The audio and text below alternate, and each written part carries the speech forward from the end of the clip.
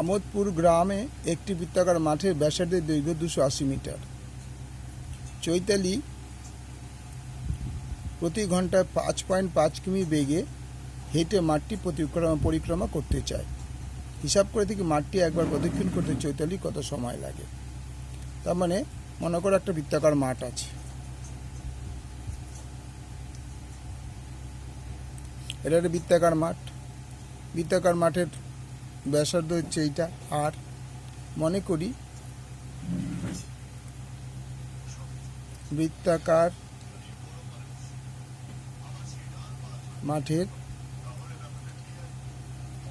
ব্যাসার্ধ equal to আর কিমি, আর metre. ঠিক আছে, এবারে কি করছে, বৃত্তাকার মাঠের ব্যাসার্ধের দৈর্ঘ্য এত আছে, তাহলে ব্যাসার্ধের দৈর্ঘ্য যদি হয় তো সুতরাং আর ইকুয়াল টু 280 মিটার। চৈতালি কী করছে, প্রতি ঘন্টায় এত কিমি হেঁটে মাঠটি পরিক্রমা করতে, পুরো মাঠটা এখান থেকে স্টার্ট করবে, এই যাবে এই যাবে এই যাবে এই যাবে এই পর্যন্ত চলে আসবে। ওই যাতায়াতের রাস্তাটাই চৈতালি 5.5 কিমি বেগে বৃত্তাকার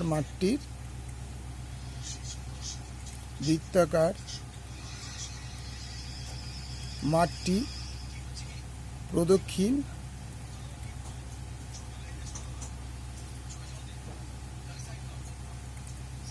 করলে কত সময় লাগবে। তার আগে আমাদের জানতে হবে বৃত্তাকার মাঠের পরিধি কত। বৃত্তাকার মাঠের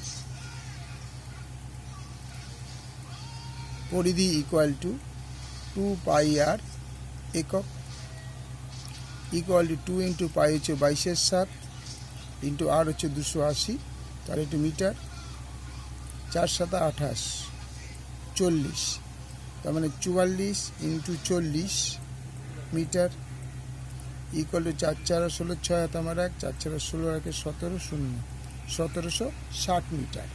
তাহলে আমরা পুরো সারকামফারেন্সটা পেলাম 1760 মিটার, কিন্তু ওর গতিবেগ কত আছে, প্রতি ঘন্টায় 5.5 কিমি।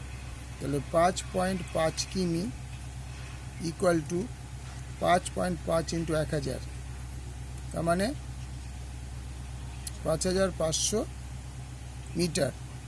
তাহলে এবার কত কী করছে মাঠে, যে তার কত সময় লাগবে, তার গতিবেগ বলছে, তাহলে 60 মিনিটে চৈতালি অতিক্রম করে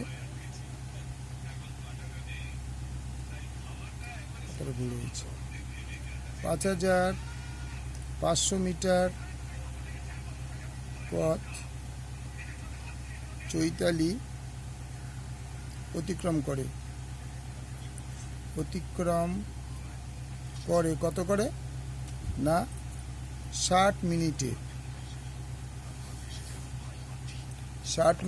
ঠিক আছে, এবার 1 মিটার পথ অতিক্রম করবে 60/5500। আচ্ছা, 1760 মিটার পথ অতিক্রম করবে 60 ইন্টু 1760/5500। এই শূন্য কেটে গেল, এই শূন্য কেটে গেল। আচ্ছা, 5×11 55, আর 11 × 11 6×11 66, তাহলে 96/5 যদি আমরা ভাগ করি, এটা 5×5, 5×9 45, তার মানে এত মিনিট। তাহলে এটাকে আমরা আরেকটু ভাঙাতে পারি, 19.1/5 মিনিট ইকুয়াল টু 19 মিনিট 1/5 × 60, এটা সেকেন্ডে করে নিলাম, তার মানে 19 মিনিট 12 সেকেন্ড,